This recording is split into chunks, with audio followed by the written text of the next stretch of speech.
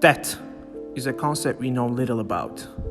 It's an equation where we cannot communicate with anyone who is at this experience, and our ideas are just approximations. A feeling that living don't know when it will come. But there is another side to that, the feelings and actions of the rest. That is why it is the sadness of the living that is difficult and arduous.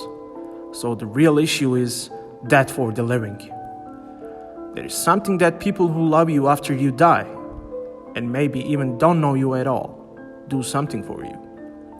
These commemorations, which are separated according to religions and thoughts, have differed by the effects of geography. These obituaries in Bosnia and Herzegovina are a unique thing that the living do for the dead. The beginning of this work dates back to 1923, when a group called the Yedileri first established a foundation that deals with burials for people. The foundation, which deals with morgue, burial announcement, and burial for deceased, later spreads more to geography. A few years later, in the middle of the 19th, the Salah, which was taught for the death of Muslims, disturbs the members of the other religions and forbids the Salah to be taught. Thereupon, the Yedileri began to put obituaries in front of mosques, squares, and streets so that people would know who had died. And so tradition is born.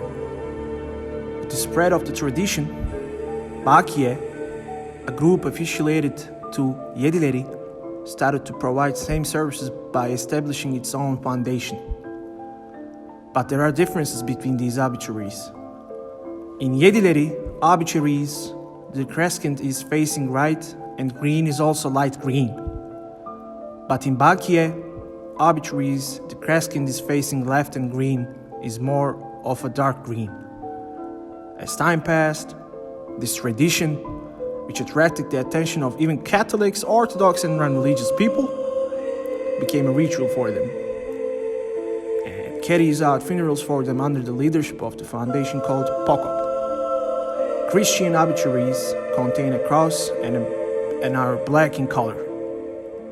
Those who do not belong to any religion contain blue and 3 branches.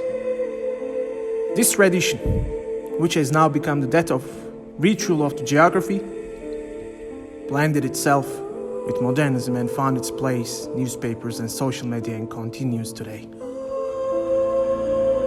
In a world where death can never be separated while obituaries are separated in this way, the living do their best for the dead and think their commemoration is valuable. This concept, about which we know very little, is an inevitable fact of our lives. This feeling, for which no one is prepared, will embrace you one day.